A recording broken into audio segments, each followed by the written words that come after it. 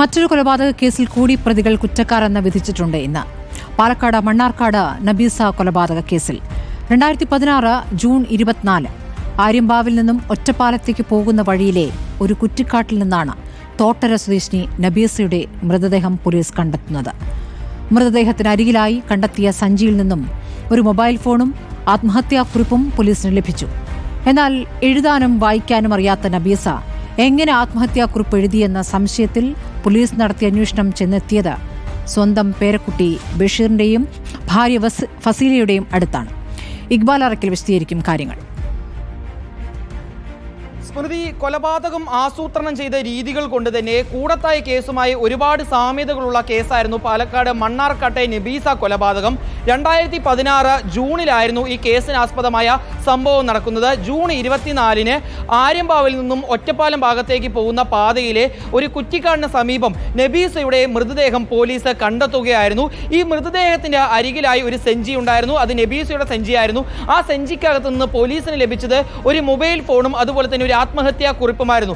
എന്നാൽ എഴുതാനും വായിക്കാനും അറിയാത്ത നബീസ എങ്ങനെയാണ് ആത്മഹത്യാക്കുറിപ്പ് എഴുതിയെന്ന പോലീസിനുണ്ടായ സംശയത്തെ തുടർന്ന് വിശദമായ അന്വേഷണം നടക്കുകയും ആ അന്വേഷണം ചെന്നെത്തിയത് നബീസയുടെ പേരക്കുട്ടിയായ ബഷീറിന്റെയും ഭാര്യ ഫസീലയുടെയും അടുത്തായിരുന്നു. ഇരുവർക്കും നബീസയുടെ മേൽ വലിയ രീതിയിലുള്ള വൈരാഗ്യമുണ്ടായിരുന്നു. പല രീതിയിലുള്ള കുടുംബ പ്രശ്നങ്ങളുടെ തുടർന്ന് ഫസീലയെയും ഭർത്താവ് ബഷീറിനെയും നബീസ വീട്ടിൽ നിന്നും പുറത്താക്കിയതാണ്. പലതവണ ഇവർ തിരിച്ചെത്താൻ ശ്രമിച്ചെങ്കിലും നബീസ ഇത് തടയുകയും ചെയ്തു. ഇതിലെ വൈരാഗ്യം കൊണ്ടാണ് പ്രതികൾ ഇരുവരും ചേർന്നുകൊണ്ട് ആസൂത്രണം ചെയ്ത് നബീസയെ വിഷം നൽകി കൊലപ്പെടുത്തിയത്.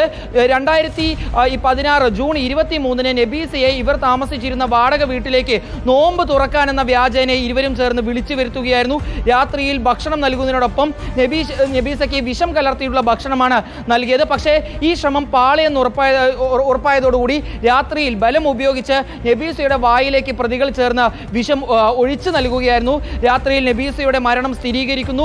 അന്ന് ഒരു ദിവസം നബീസയുടെ മൃതദേഹം ഈ വീട്ടിൽ തന്നെ സൂക്ഷിച്ച പ്രതികൾ ചേർന്ന് പിറ്റേ ദിവസമാണ് നബീസയുടെ മൃതദേഹം ഈ ആര്യമ്പാവ് ഒറ്റപ്പാലം പാതയിലെ ഈ കുറ്റിക്കാടിന് സമീപം കൊണ്ടുചെന്ന് ഇടുന്നത്. ഏതായാലും പോലീസ് വലിയ രീതിയിൽ അന്വേഷണം നടത്തി ഈ പ്രതികളിലേക്ക് എത്തുകയും പിന്നീട് കേസ് അന്വേഷണത്തിന്റെ ഭാഗമായി മൊഴിയെടുക്കാനെന്ന വ്യാജേനെ ഈ പ്രതികളെ വിളിച്ചു വരുത്തിയാണ് അന്ന് ഇരുവരുടെയും അറസ്റ്റ് പോലീസ് രേഖപ്പെടുത്തുകയും ചെയ്തത്. ഏതായാലും ഈ കേസുമായി ബന്ധപ്പെട്ട് ബഷീറും അതുപോലെ തന്നെ ഫസീലയും, ബഷീർ എന്ന് പറയുന്നത് നബീസയുടെ പേരക്കുട്ടിയാണ്, മകളുടെ മകനാണ്. ഈ കേസുമായി ബന്ധപ്പെട്ട് ഈ രണ്ടുപേരും കുറ്റക്കാരാണെന്ന് ഇപ്പോൾ കോടതി കണ്ടെത്തിയിരിക്കുന്നു.